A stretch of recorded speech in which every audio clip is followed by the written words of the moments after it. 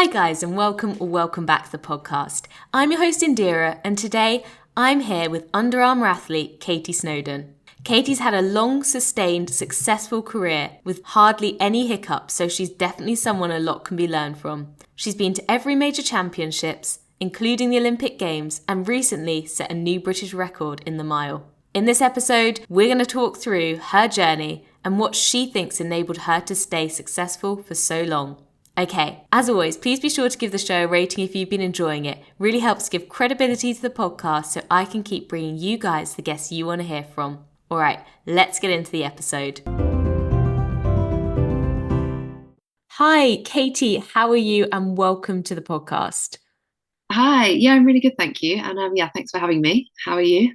Yeah, no, good, thank you. And yeah, it's a pleasure to have someone of your level of success and the amount of success you've had over the years as well. So yeah, it's going to be a really interesting discussion, I think, today. And so, first things first, can you briefly introduce yourself as an athlete? Yeah, so I'm a British middle distance athlete, sponsored by Under Armour.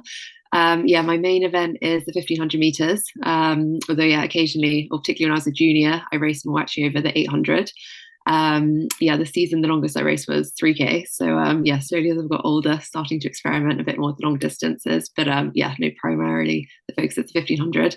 I've represented Great Britain on several occasions, probably most notably at the Olympics 2021, and last year made the world final in Budapest and came eighth.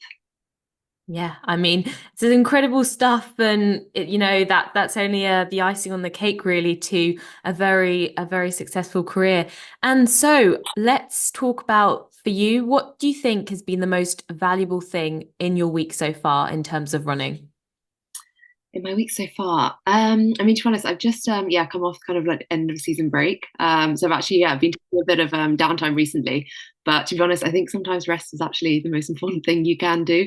I think particularly as I've got older, I've kind of seen the value in having some easy days, taking some downtime. I think as a junior, it's easy to almost get a bit carried away and think you need to be training really hard all the time. So I've definitely over the years made sure at the end of a long season, actually, take some weeks off from running and just properly let the body recover. And I think like mentally as well, it's good just to switch off and just enjoy some downtime and kind of forget about it all for a bit. So yeah, probably a weird answer, but actually I'd say this week what's helped running is doing very little. No, absolutely. I mean, some invaluable advice there. I think, it's so easy to fall into that trap, especially for so many runners of do more, train harder, but actually sometimes what's needed is a step back. And, while we're on the topic, let's talk about weeks off because I think there's a very wide variety of how people interpret that. For you, what does a week off really look like? In terms of, are you training? Are you chilling? What's the situation? Yeah, so this year actually I decided to kind of literally, just do nothing. I think in previous years I've kind of experimented with kind of almost like active recovery. I've even kind of run almost like every 2 or 3 days. Because I guess the worry is sometimes if you completely switch off, whether you might get a few niggles and things when you return back. But I think as long as you're doing a bit of stretching and some conditioning with some TheraBands or something, that's basically all I've done this time. And literally returned to run yesterday, so that's all I've done so far.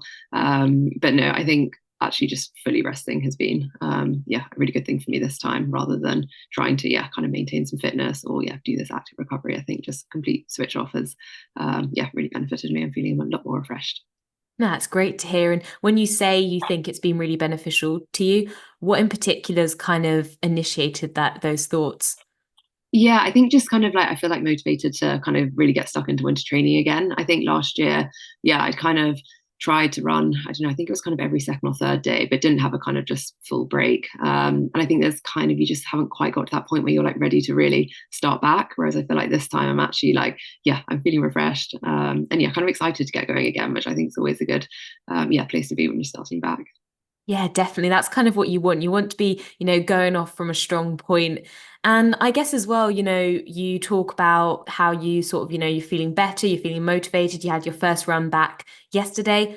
How did it feel having really taken some time off? I mean, did you feel it physically or, what was it feeling for all those kind of scared to stop running guys out there?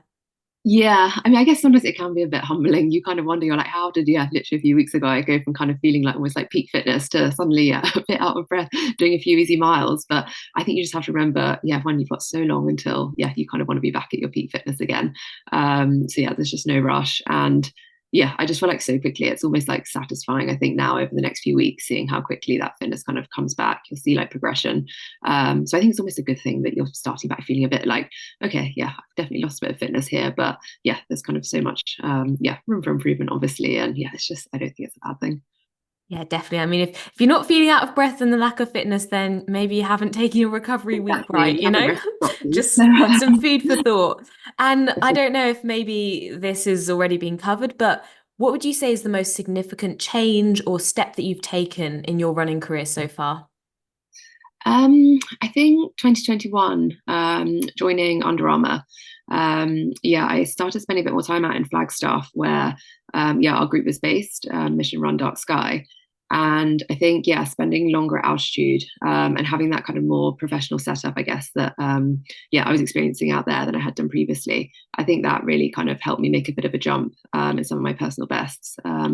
Yeah, which I think was kind of accumulation of, yeah, more time at altitude. I think that helped develop my like aerobic fitness a lot. I think kind of naturally I've always been kind of quite speedy and found that was one of my strengths, but I think my endurance was lacking. So I think that made a big difference. Yeah, being in Flagstaff and having people to train with, altitude. And I think it was just really nice also having the support of a brand. I think that was just, yeah, a nice feeling to feel like you have people backing you. So yeah, I'd say 2021, yeah, kind of making that move, that was yeah, quite a significant shift in, yeah, I think some of the times that I started to run. Wow, yeah, no, definitely. That does sound like a big change, but it sounds like it's coming to fruition in full, and that's definitely something we can go into depth in a little bit more later on. And finally, for you, what's kind of the next biggest goal or thing that you're hoping to achieve? And also any topics that you feel particularly strongly about within the sport right now? Yeah, I'd say more kind of like short term, hopefully just to kind of have a really smooth, consistent winter. I think, yeah, as I've got older, the biggest thing I've kind of realized is just consistency is the most important thing. And I think if you can just kind of stack those weeks of training, that's kind of what's going to pay off further down the line. And I think, yeah, kind of last winter, yeah, I had a bit of a blip and ended up not being able to do an indoor season. So I think, yeah, this year, going into the winter, it'll just be really nice if I can just get a much kind of smoother, yeah, kind of smoother ride into the indoor season. Actually managed to do some indoor races this year because, yeah, I didn't manage to do any last year. And I think then that will set me up really nicely for the outdoors, where, yeah, the main aim will be to make the world champs in Tokyo, which in September. Wow, a bit of a deja vu for you then. No, hopefully, because yeah, I was in Budapest last year. So yeah, no, it'll be interesting kind of how the year pans out, because obviously, yeah, it will be quite a late championships. But yeah, I think really exciting that for the first time it will also end the season with the championships, whereas yeah, I think last year there was obviously, yeah, still races afterwards. So yeah, I think it'll be a bit different for everyone, but yeah, really exciting. Yeah, definitely. That sounds like a nice setup. It's kind of nice to get out with a bang and then be able to fully recover and build down from it gradually. And yeah, we'll definitely have to touch on kind of what happened over the winter season as well, as we get into it. But before we kind of break into things, let's start off with the kind of beginning. So how did you get into running? Yeah, I think similar to yeah, probably the answer quite a few runners give. It's just at secondary school, it was, I think, something I really enjoyed in like PE lessons, sports day especially. I think, yeah, something I kind of felt like I was always good at. And yeah, from there I kind of yeah, sports teacher at the time said, I think you should kind of join your local running club, and yeah, do a bit more kind of outside of school hours. So yeah, I went down to my local track, which is Tooting Beck, and yeah, joined Hernal Harriers when I was 12. And yeah, I'm still a member of them today. Yeah, age 30. So yes, been going down for a while. But yeah, I just really enjoyed that. I had some friends at the club, so I think it helped. They actually became quite a social thing. And I think for that reason, as well as enjoying the yeah, training, it actually, I think, probably kept me in the sport for longer, because I didn't see it just as, yeah, kind of going to try and, yeah, get better and achieve results. It was, yeah, I'm spending time with friends. Yeah, it was just social. I think that's kind of, yeah, what made me want to keep going back as much as anything. Yeah, it's really interesting to hear. I think it's so important to have kind of the other elements, especially the social side at a younger age and going through the younger age groups, because it definitely seems to kind of correlate to that longevity and longevity of success in the sport later on. And did you have any other passions or interests or other sports going on the side in your junior years? Yeah, so at school, yeah, definitely did kind of a range. Yeah, your kind of classic netball, hockey, swimming, yeah, kind of tennis, you name it. I think like I just wanted to try everything. And I think particularly at that age, like that was a really positive thing that I didn't focus too early on running. Because yeah, I kind of look back now and I think maybe had I'm not sure I would have wanted to stay in it as long. So yeah, I'm kind of really glad I kind of yeah did a bit of everything, and yeah, I actually did a swimming club as well. So I was kind of almost doing as much swimming as I was running. But yeah, I think they all kind of helped each other. So yeah, no, that was always yeah something I really enjoyed, just doing a bit of everything. But I think yeah, a bit further down the line, realised running was probably the one I was strongest at. So yeah, I went with that one.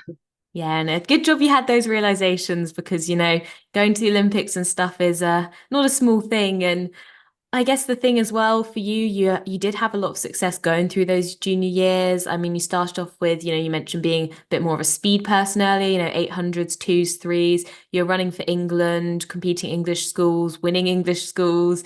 It all happened pretty quick for you. How do you think that level of junior success shaped your junior years and then maybe even how you went on from there?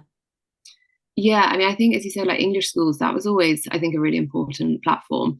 Yeah, kind of being a junior, because I think it kind of gave you your first kind of insight into, yeah, what a championships was like. I think it was probably the first time I'd actually like experienced doing rounds, running in a big stadium. So I think kind of winning that in, I think it was 2009. I think that kind of gave me a lot of confidence that yeah, I could actually kind of go on to achieve more success in the sport. And yeah, just having that experience, then when I kind of went on to represent GB for the first time, yeah, I think I gained a lot already from yeah having been through that system. Which again now, like I kind of look back and yeah, I think you kind of take for granted at the time. I think you don't quite appreciate what you're doing, but even yeah, some of the times we were running, particularly over the shorter distances, yeah, I mean, I'd probably struggled to match a few of my yeah PBs when I was younger. So yeah, I think you kind of just don't overthink any of it. You kind of just yeah step on the line and run. And I think now I almost try and remember that mentality you had as a junior and just try and take that into yeah championships today. That yeah, just almost do what you've done so many times and yeah, kind of don't overthink it. Yeah, definitely. I mean, you're still UK number one all time for an under 15 over the 400. Did you know that? I actually didn't until yeah saw that you'd yeah highlighted that. No, yeah, as I said, I don't know actually what time that would have been, but yeah, probably struggled to run that much faster now. Yeah, no, I could have a quick look, but you've also, touching again on sort of your junior years, you did compete in things like the Youth Olympics, the World Youth Championships. Do you think that any of this kind of impacted on your identity, or was there any negative aspects that came along with kind of having that magnitude of competition at an early age? Um, yeah, it's a good question actually. I think at the time, I think I just enjoyed it so much that I didn't really think too much about that side of things. I guess I always kind of made sure I had friends that were outside the sport as well. So I guess that was kind of always refreshing that I had a bit of a balance. I don't think I ever kind of, yeah, was in a kind of situation where, yeah, I was only running, all my friends were runners.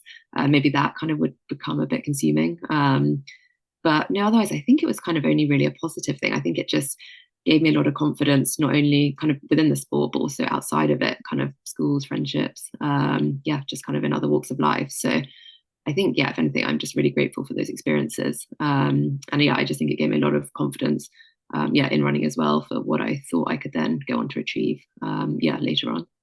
Yeah, definitely. And I guess the kind of first initial step in terms of a lot of kind of runners' progression is that transition from, say, school to university or post-university. For you, what kind of changed, or did anything change in particular when you took running from school to university? Yeah, the transition to be honest was slightly difficult just because I think in my I think it was sixth form years, I suffered quite badly with glandular fever, particularly my final year of school. So I suddenly kind of started umming and ahhing a bit whether I should pick a university based kind of solely on what would really help my running career, or whether actually if I couldn't quite get to the bottom of the glandular fever and back to a level that I had been at, whether it was a sensible idea to go somewhere so focused on running if I didn't get back to that same level competitively. So in the end, I decided to kind of go more down the course that I wanted to do. It was a human geography one at Nottingham University. So I kind of went with that because I knew that then I could do the degree that I wanted, but it kept the door open for if I did get back training, it was close enough to Loughborough that I could have like driven there basically and done my training kind of there a few times a week and basically just kind of go between the two. Kind of got the best of both worlds in the end, because that's basically what ended up happening. Thankfully it was probably towards more like second year actually, kind of got back on my feet with the running and started training at Loughborough, which actually after I then had graduated from Nottingham, I decided to move and actually base myself in Loughborough for, I think it was about 2 years or so I was there. Maybe in hindsight, if I hadn't had the illness and I knew I was going to get back, maybe would have just gone to Loughborough. But I think it was nice to have a bit of a balance and experience uni properly. And again, it's probably kept me in the sport longer because I don't feel like kind of became too consumed by it. When I was at university, I felt like I had a lot of friends, outside of running and just kind of had the kind of normal uni experience as it was. But just trained at Loughborough alongside it. No, that sounds like a really sensible and measured decision. And definitely, I think balance is something that comes up time and time again as being something that is so important in having success and being able to get consistency in and stuff. So, it sounds like it definitely could have been a contributing factor there. And I guess as well, you seem to kind of glide through much of your early career and into your senior career as well without too many major hiccups. Was that the case or? Yeah, I'd say pretty much. Obviously the glandular fever and I had a problem with low iron. That would have been around 2012, I guess. When I was kind of looking at universities. But touch wood, other than that, I don't remember actually, having many. And I think I've been quite fortunate actually my whole career not to really have struggled with too many injuries. It was mainly just 2019. That was, kind of my first real setback. I ruptured my plantar. And that basically kept me out the whole outdoor season. I think I maybe did a few races at the start of the year, if I remember rightly. Maybe I think it was like a road relay for the club and maybe 1 or 2 indoor races. But I remember I had no outdoor season. So I think it was World Champs that year in Doha. That was disappointing to not even be able to try and make the team for that. But other than that, I've actually, I think, fingers crossed, been pretty lucky. Wow, no, that is very impressive. For sure. Clearly it's meant to be in your case and definitely a lot that people can probably learn from this episode then in terms of your approach and what you've done, because to make it through that far with such a high level of competition is almost unheard of, for sure. So I guess if we kind of continue in the lines that we're going on, you say how you went to Loughborough post university. At that stage, were you working? Were you full-time committing to athleting? What was the kind of situation and what made you make that decision? Yeah, so I'd graduated in 2015. And as I said, I'd kind of experienced what training in Loughborough was like, having, kind of been driving over when I was still at uni. But I think, what made me kind of want to actually just be there, full time was obviously there was a really good, group there, which was coached by Rob Denmark and, David Harmer. And my previous coach when I was at Nottingham, he was kind of starting to wind down, his own coaching. So he kind of suggested, look, why don't you actually just, move there, be coached by Rob? That's what I decided to do. And it was a brilliant group. A few girls still going now. Melissa Courtney Bryant, Sarah McDonald. We were kind of all training together. So that was really great. And I think I just enjoyed feeling like, I was kind of in a setup I was familiar with, but a bit more kind of professional than, when I'd been at uni. That was kind of the reason for doing that. And then, I think it was 2 years or so I was there, and really enjoyed it. But I think then having felt that, I'd kind of almost done it a bit when I was at uni as well. It was kind of almost 5 and a bit years in total that I decided then to move back down to London. More just, I think by that point, I kind of did want a bit of a change of scenery and come back and be a bit closer to friends and family. But again, I loved the group. The coaching was great. It was more just, I think I've kind of just had enough of, just being in the same place after that amount of time. Yeah, definitely. There's definitely kind of a tipping point at which it's more beneficial to move on or step out the comfort zone and kind of get a new stimulus or find something new.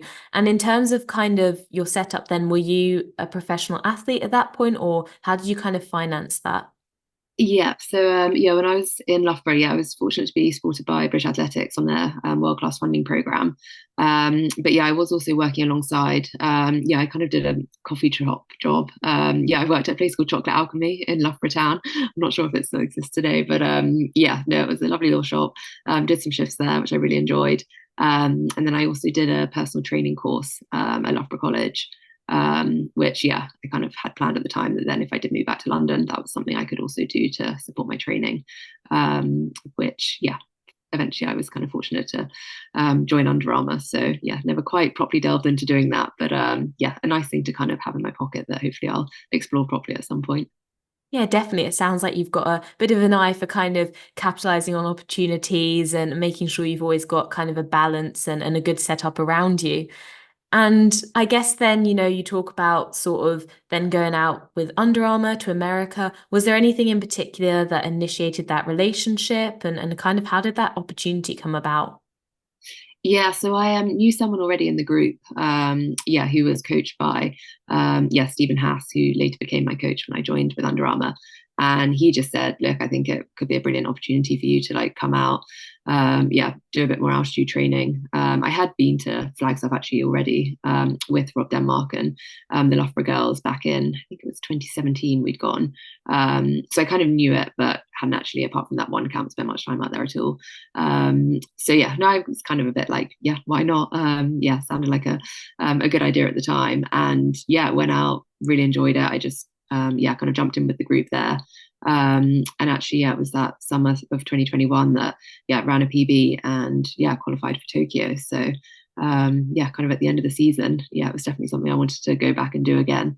And yeah, was just really fortunate that they offered me a contract, and yeah, then Stephen House was coaching me, and yeah, later became my agent as well.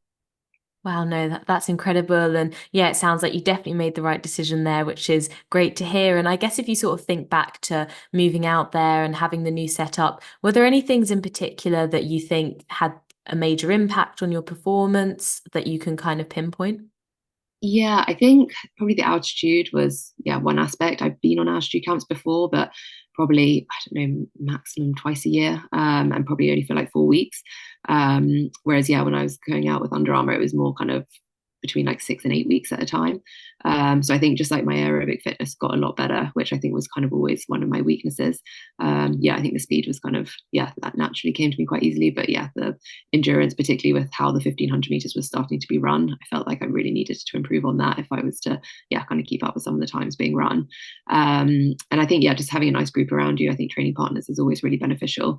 And yeah, it was just a brilliant environment to train in. I really enjoyed it, and I think yeah, they always say kind of happy runner's a fast one, and I think yeah, that definitely applied with that. I just yeah thoroughly enjoyed my time there, and yeah, I think that kind of contributed to yeah why I ran so well.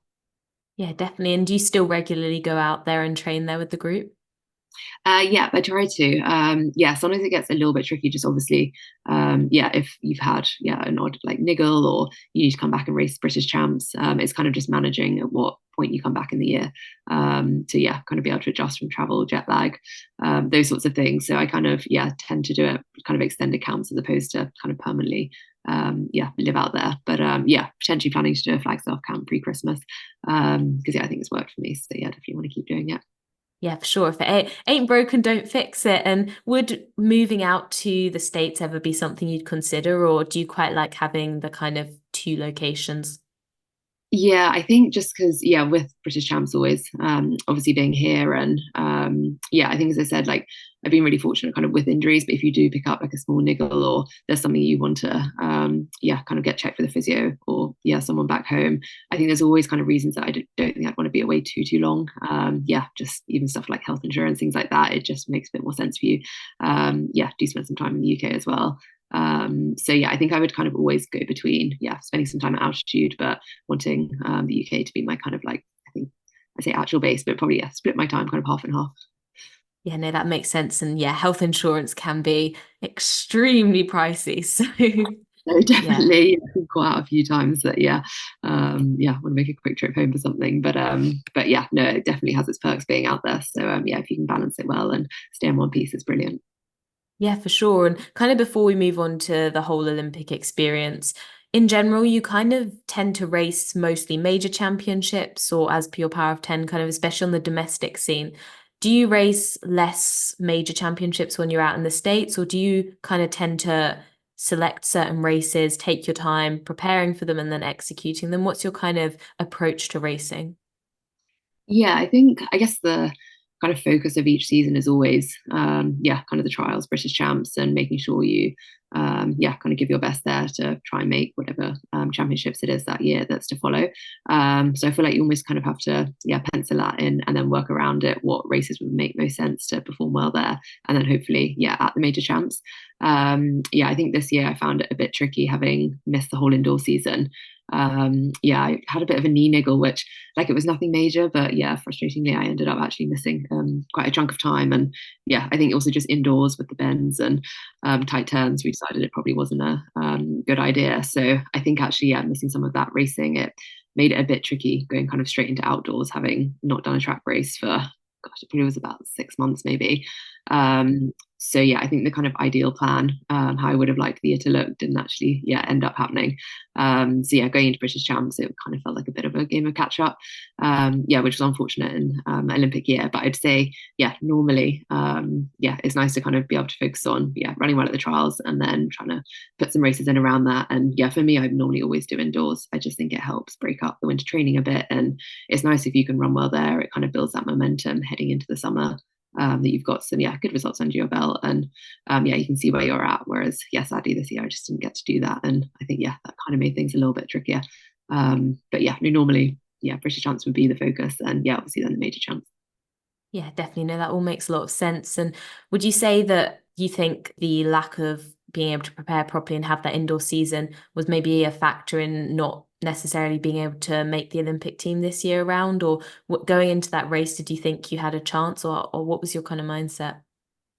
Yeah, I mean, I guess it's kind of hard to say. It's always kind of, yeah, like ifs and buts. And yeah, I mean, ideally, yeah, I think the year probably could have gone better if I'd, yeah, kind of not missed that time over the winter and, yeah, been able to race. But I think at the minute, when you look at the British team and how strong it is in the middle distance events, and I think when you get to a champs, how well the Brits are performing, I think now it's almost got to a stage that, yeah, you could have a brilliant build up and still miss out on making the team because it's kind of got to the point that you basically have to be the level of, yeah, making the final, if not kind of almost like top eight. Because yeah, even the 15, I think, yeah, do we have George obviously with her like bronze? That was amazing. Laura fifth, I think sixth, I don't know. But yeah, very high up. So I think, yeah, it's just you've got to kind of almost be, yeah, well under 4 minutes just to get on the team, which I think for some other countries, if you were breaking four, that would be kind of, yeah, done deal, you're on it. Whereas I think for us, it's just got so competitive, which is a really like positive thing. I think it helps everyone to run quicker, and you know the level that's expected now British champs in order just to qualify. But yeah, no, it obviously makes it hard. I think if you've missed a bit, you just can't afford to not be 100% on the day. Yeah, yeah, definitely. It's incredible, kind of the standard, and yeah, it's a whole discussion in itself, really. But it's definitely great and a very inspiring thing to happen. And okay, so obviously, we've got to touch on your Olympic experience. First of all, what did qualifying for the Olympics mean to you, and how do you celebrate that? Yeah, no, that was yeah, I think a really exciting moment. I think mainly just because, yeah, I think for any athlete it's the pinnacle of the sport going to an Olympics. I feel like, yeah, kind of my friends and yeah, kind of family members that don't maybe follow the sport as closely, like the first thing they ask you is like, have you been to the Olympics and what was it like? So yeah, I feel like that's what most people yeah, kind of tend to get involved in. So I think to be able to say that I've been to one and yeah, experienced it, and as a kid, I feel like, yeah, that's kind of what you kind of dream of being able to do. Yeah, that was really cool. Yeah, obviously within the circumstances, it was a shame that there were no spectators. But yeah, I'm still, yeah, really proud that yeah, got to go to one. And yeah, I think it kind of course, I would have loved to have gone to Paris, but I think knowing at least, yeah, I'd yeah, had that experience a few years ago. Yeah, kind of once Olympian, always Olympian kind of thing. I think that softened the blow slightly, but yeah, of course, would have been nice to have yeah, been to another and actually experienced the crowd. Yeah, it was very unfortunate about the whole COVID situation there, but yeah, it definitely doesn't take anything away from what a phenomenal achievement it was and always will be. And did you take anything away kind of from a learning point of view from that race in particular? And how did the race itself compare to your expectations?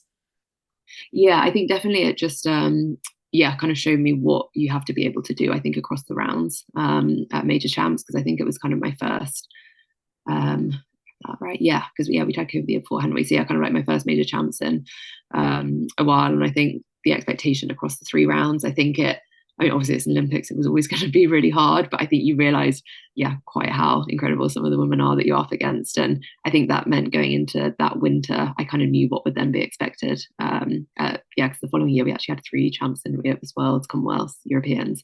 And I think having experienced Tokyo, that kind of, yeah, in my mind, it almost kind of made me, yeah, think, okay, this is what I'm actually going to have to be able to do to, yeah, be making finals, be being really competitive. And yeah, I think without that Tokyo experience, I maybe wouldn't have, yeah, gone on to make the champs the following year and, yeah, do well there without having, yeah, been through, yeah, the rounds in Tokyo. Yeah, no, definitely. That's really great to hear. And kind of on that note, you've had a lot of sustained success, sorry guys, over the years. What kind of motivates you and has that changed? Um, yeah, I think just enjoying it. I think once that goes, that would probably be definitely harder to motivate myself, because I think even the years that things haven't quite gone to plan, or yeah, I've maybe missed a team or made a chance but not performed how I wanted, I've never, yeah, like I've still wanted to go and do it again. It's not been a kind of deterrent. So I think that's been one of the key things, just really enjoying what I'm doing and trying to not let the results dictate everything. I think if you've enjoyed the process, and yeah, I mean, some of the friends and places I've got to go along the way, like I'm so grateful for. So yeah, I think that kind of motivates me to, yeah, want to keep doing it because I'm enjoying it. But yeah, I think definitely I've learned a lot more as I've got older, and I think trained a bit more smart, which has probably helped me to keep going and feel like, yeah, I can still, yeah, run quicker and hopefully, yeah, still make teams to come, even though, yeah, I'm 30 now. Yeah, I've been doing it a long time. But yeah, I still believe, yeah, I can run PBs and, yeah, make these teams. Yeah, no, definitely. I think increasingly people are sort of showing that these initial thoughts people had around age or even, having babies and are not the barriers that people thought they once were. So yeah, no reason for age to be a problem there at all. And you talk about enjoying the process, and that can be something that some people struggle with. Is there anything you're aware that you do or you're consciously able to kind of articulate that maybe helps you focus on the process or not let results impact you negatively when they maybe don't go how you wanted them to?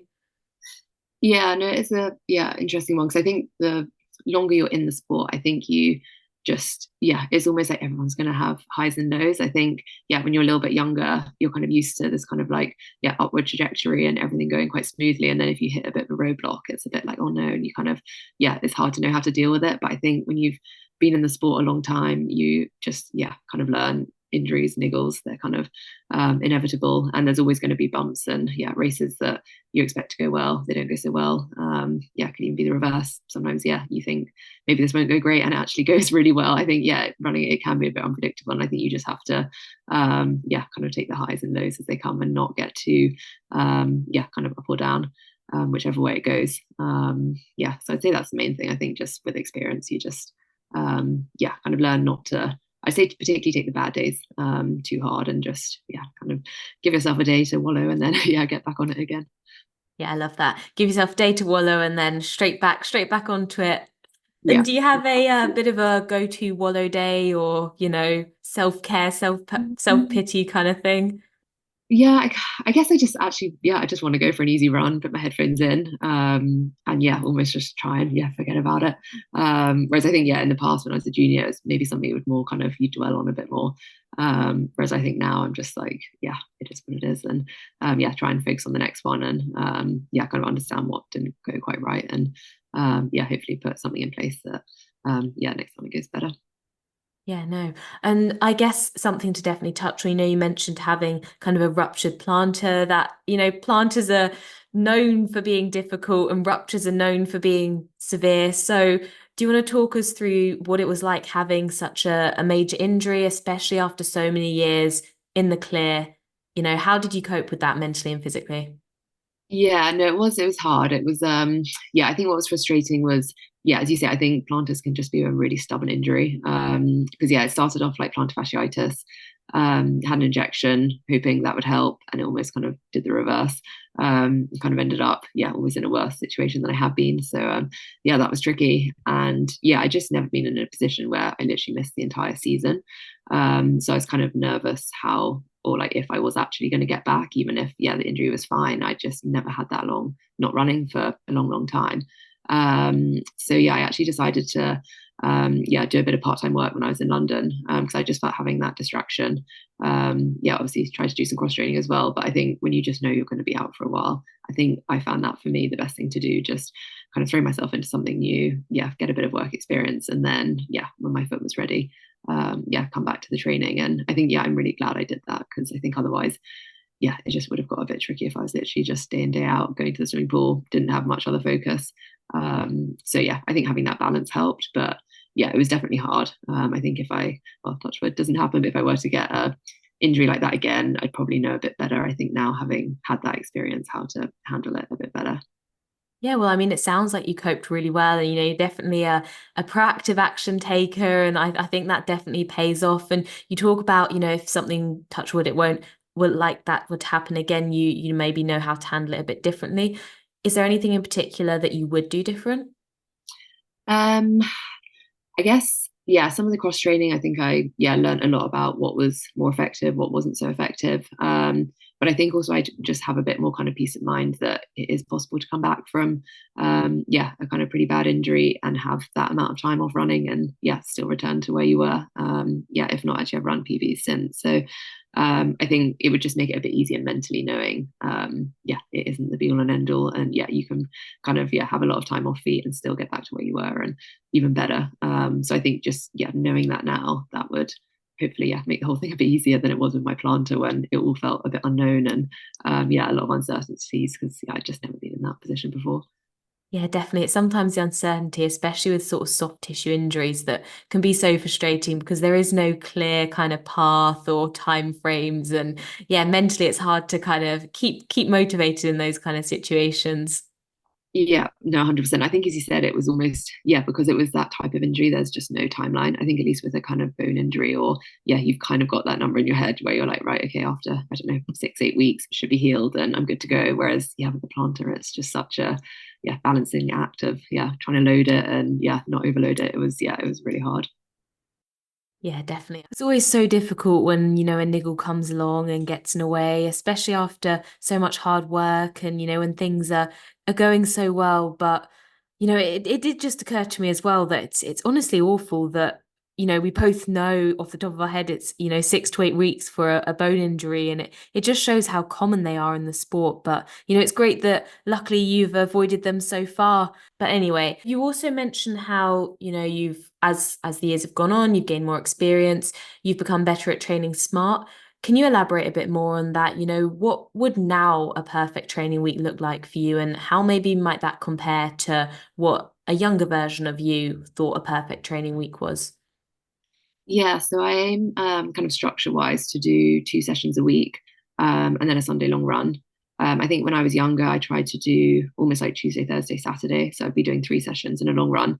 Whereas I just found, I think, kind of injury wise and not getting as much fatigue, actually doing, yeah, 2 sessions, yeah, and just a Sunday run was actually a better way to approach it than trying to kind of squeeze in a bit more, but the quality of the sessions decrease a bit. So I think that's something I've kind of changed over the years. Yeah, done less sessions, but try to get more out of them and increase the volume slightly on those session days. And also just put in a bit more cross training around, yeah, the sessions to kind of supplement some of the mileage. Because I think before I kind of, yeah, would try and run every day. Yeah, I'd have a Friday rest day, but yeah, there would be like no cross training in the week. Whereas I've actually found, as I've got older, yeah, whether you do an easy run or you do a, yeah, 40-minute bike, yeah, you're kind of getting the same, yeah, benefit from it. And I think actually for yeah, trying to stay in one piece and be healthy, I think actually, yeah, balancing it more and just, yeah, I mean, I kind of don't religiously have set cross training days. But yeah, if I just feel a little bit tired and I think it's safe to go on the bike, then I'll do that. Whereas I think younger me would have been like, no, must get the mileage in and hit this number a week. Whereas now, I just don't really care about any of that. It's just what feels best on the day. And I think that's helped. Try and keep a bit more consistency. Other than sadly this year, had a bit of a knee problem. But besides that, for a while, I honestly couldn't remember the last time I'd missed much training at all. Definitely. I think that's such a common mindset and trap that younger athletes fall into, especially kind of chasing mileage, needing to hit certain numbers. But definitely, cross training can be so beneficial, and listening to your body is 100% the way to go. And I suppose, obviously you talk about sort of the knee niggle situation. Do you want to walk us through what that was like this year, and maybe how you managed that with potentially cross training?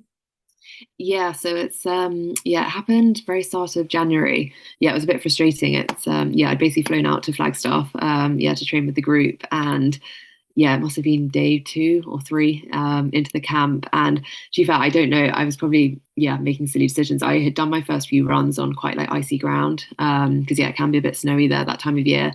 And I don't know whether just off a long haul flight going straight into running on not kind of hard ground, maybe that just kind of misaligned something, because it was weird structurally. The knee was absolutely fine. I ended up flying home and getting an MRI.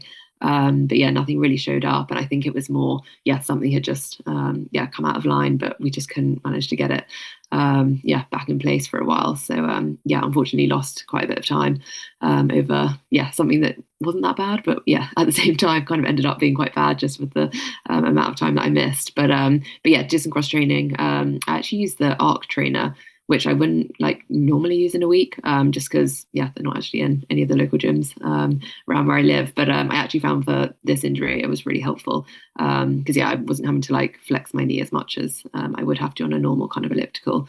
And then obviously bike is always a bit tricky with a knee problem as well. So I actually ended up doing a lot on the ARC trainer, and also just in the pool. And then managed to get back running, but obviously you just missed a lot of the quality work that doing indoors just wasn't an option. I hadn't done anything specific or race pace since December, so it was just too long to have not kind of touched that track speed that I would have needed to have competed well indoors. Yeah, definitely. It's always so tough when these things come along, and especially in a case like that where it's sort of just, small decisions, probably just a change of ground, nothing kind of wrong on your part. And that can be really difficult to sort of, I guess, rationalize.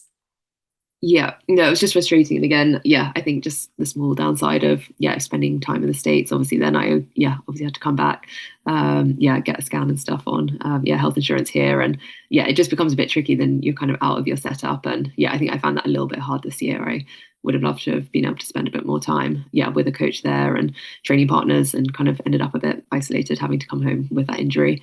That was really tricky, and just the one downside, I guess, of spending more time in America when things don't go how you want them to.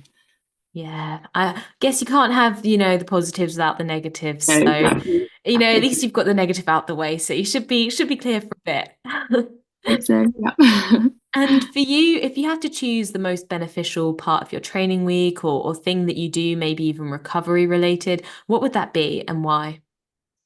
um, I'd say as I've got older, I've realised I think I respond quite well to strength training. Not so much kind of S&C in the gym, more so kind of like aerobic based, kind of like endurance work. So I make sure to do quite a lot of kind of like threshold training, and a decent long run. Whereas I think kind of previously I would have thought I was more a kind of like speed based athlete and done kind of shorter, faster reps. Whereas I think one of the big things that joining the Under Armour group kind of showed me was I'm actually a lot more kind of strength based, or I respond best to that sort of training than I kind of previously thought that I did. So I'd say that's something I always try to include, even closer to the outdoor season when you're racing. And I think people are always a bit surprised, even when the race is kind of 4 minutes or so, less than that now for 1500, how much kind of volume and strength work athletes are doing just to run for that amount of time. So I'd say that's something I would always kind of keep up, and try not to let my sessions kind of get too short and speedy too early. But and that would just be because I think I respond best to that. The reason why I do it. Yeah, definitely. It's interesting how different people respond differently to different things, and how beneficial, sometimes the non-running element side of training can be.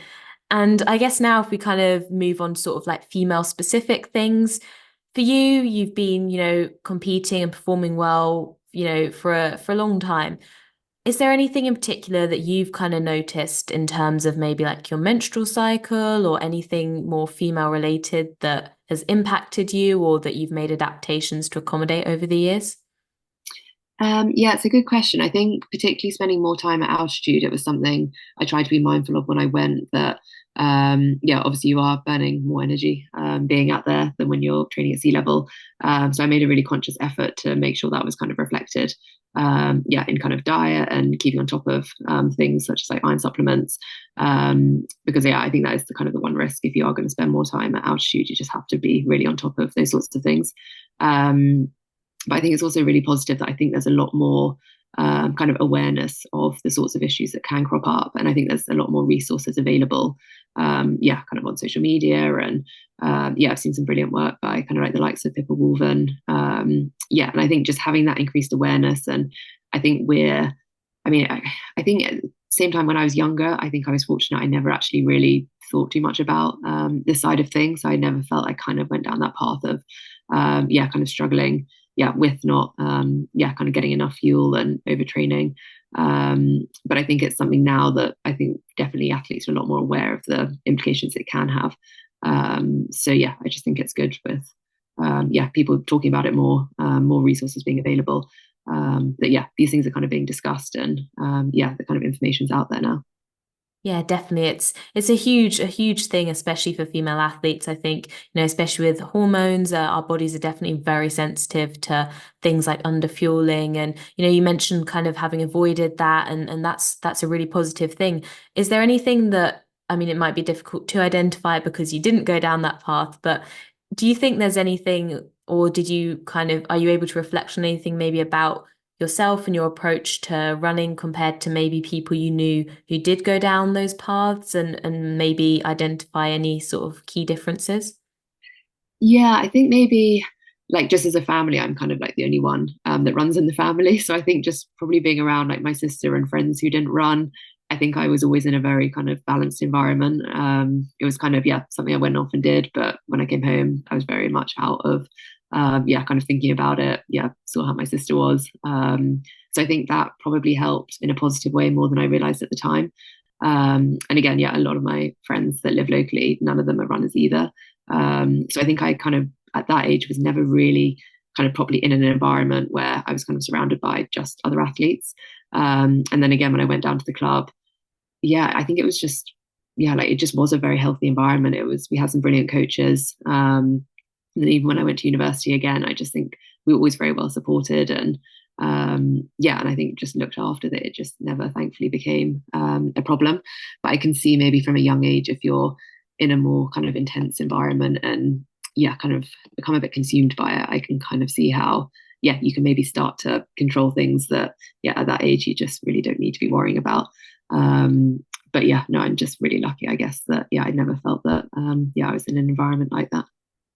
Yeah, no, I mean, you can never have too many strings to your bow. Balance is something that kind of keeps cropping up time and time again with you. And I think that that is, definitely something that could have influenced kind of your sustained success. Balance, it really is important. And I guess as well, in terms of kind of continuing on the female line, periods, a lot of people mention kind of the week before being the worst. Is this the case for you? And if so, have you made any adaptations to training over the years? Yeah, I mean, I would say it's kind of, I think, one topic that still, I think, is a problem for a lot of female athletes. I think we all kind of are aware, yeah, you can definitely feel better and worse, yeah, kind of around, yeah, your menstrual cycle. And I think it's still something that probably needs to be researched further because I think, yeah, there is a lot of us that kind of just hope on race day it's just not going to fall on certain days. And it does seem, yeah, a little bit crazy that sometimes yeah, you just feel a bit flat on race day. And it's frustrating when you kind of, yeah, you're looking at a result, but yeah, some people seeing it probably don't know the context. Cause yeah, I think for a lot of people, I mean, I think thankfully, I don't think it makes like a huge amount of difference. Whereas I know for, yeah, some people, especially doing longer distances, 5, 10Ks, like they're saying almost like per mile, it's really having an impact with the time that they can average. And it does seem a bit mad that we still haven't quite got to a solution where we can, have it not impact race day quite so much. But yeah, I think I've just tried to, I think particularly mentally not stress about it too much, because at the end of the day, it's healthier to be having your cycle. And and I think sometimes you think you're not going to feel great, and actually you can feel okay, and vice versa. So I think I try not to read into it too much, but no, I do think it is a problem. And I think I saw actually Keely Hodgkinson had been involved in a I think either article or interview that I saw, and she'd mentioned it. And I think if more people like her kind of keep bringing it up, hopefully maybe we can keep finding ways to not let it affect races quite as much. Yeah, definitely. Hopefully there's a lot of things that can kind of be researched and maybe some solutions found moving forwards. But yeah, definitely it is a huge topic, and it is great to see it kind of being talked about a bit more in recent years. And before we move on to some kind of final reflections and wrap up, obviously want to touch on the new British record that you set the other day, 4:23 in the mile. I mean, that's absolutely phenomenal. Talk us through that. Yeah, no, it was to be honest, it was a bit of a last minute decision to actually go and do it, just because I was basically doing a track race the following week. I was part of Athlos, the women's only meet in New York. Which was a really cool meet to be part of. But that mile actually just fitted quite nicely, that it gave me a bit of a hard effort prior to flying out and doing that. But I didn't really even think too much about times or who might be there, and just had a very relaxed approach, I guess, going into it.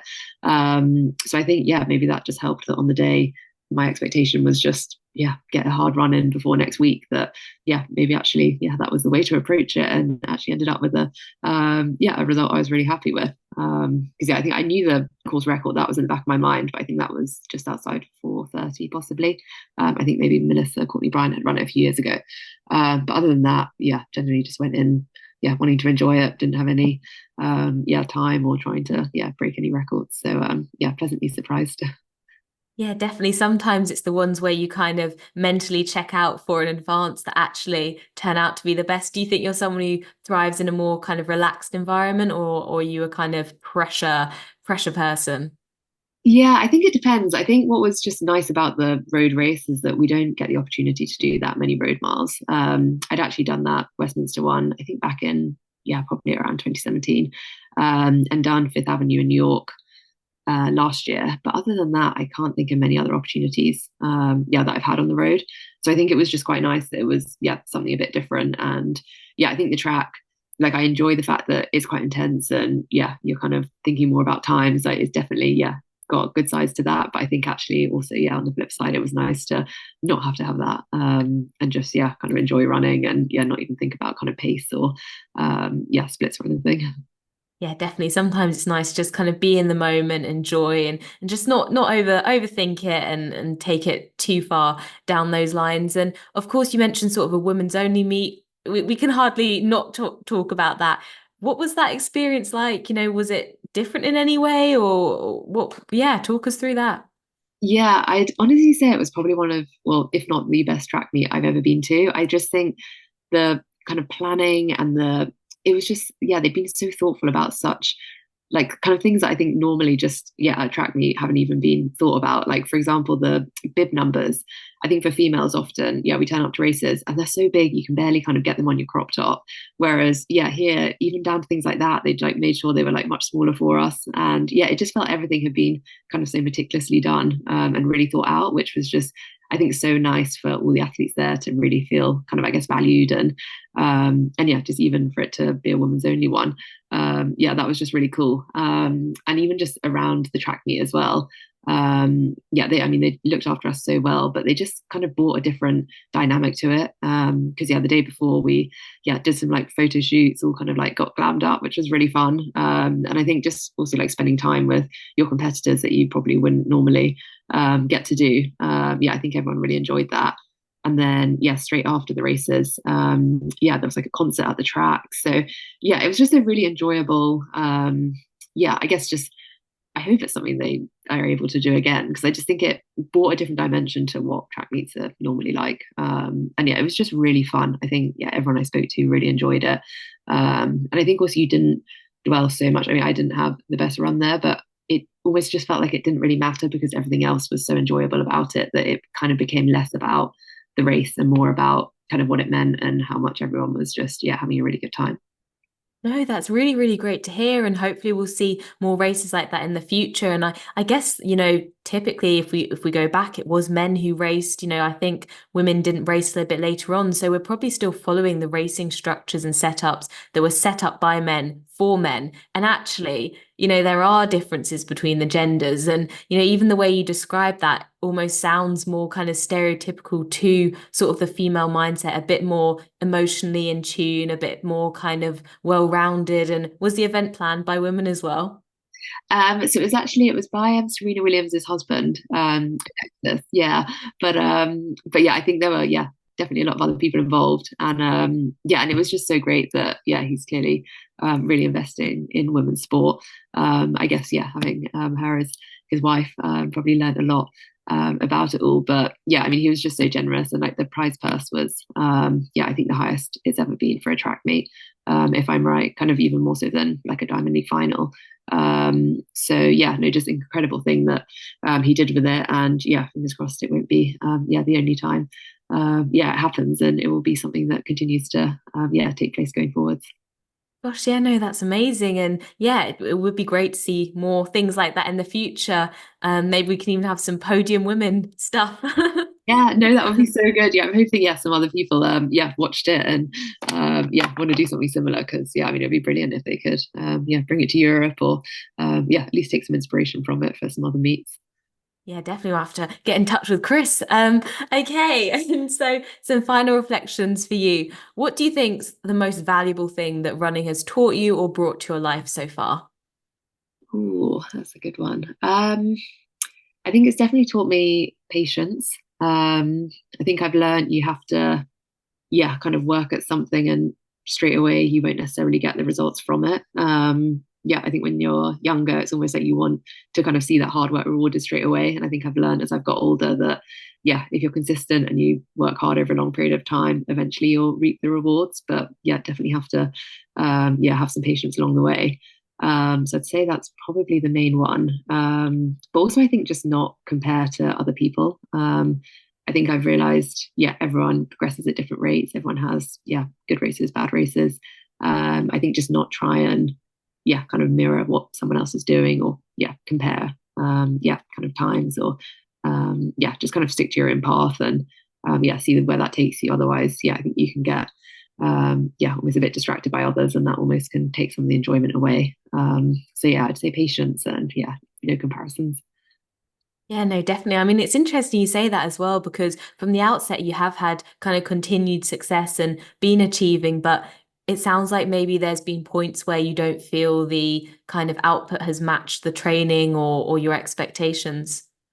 I'd say actually, particularly towards the latter part of this summer, I really felt that, I was kind of ready for a big 1500-meter PB based on how the training was going.